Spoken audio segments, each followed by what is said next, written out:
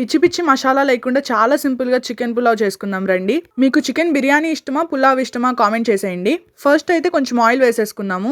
తర్వాత సందు చివరి కొట్లో అమ్మే నెయ్యి ప్యాకెట్ ఒకటి తెచ్చుకొని వేసుకుందాం. ఇప్పుడు బిర్యానీ స్పైసెస్, అలానే బారుగా కట్ చేసుకున్న ఉల్లిపాయలు, బారుగా కట్ చేసుకున్న పచ్చిమిర్చి వేసుకొని ఆనియన్స్ బ్రౌన్ కలర్ వచ్చేంత వరకు మంచిగా వేపుకోవాలి. ఇప్పుడు నీట్ గా కడిగి పక్కన పెట్టుకున్న చికెన్ ఇందులో వేసేసుకుందాము.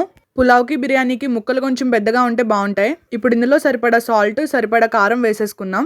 మీరు కనుక ఇంకా నా ఛానల్ని సబ్స్క్రైబ్ చేయకపోతే సబ్స్క్రైబ్ చేసుకోండి.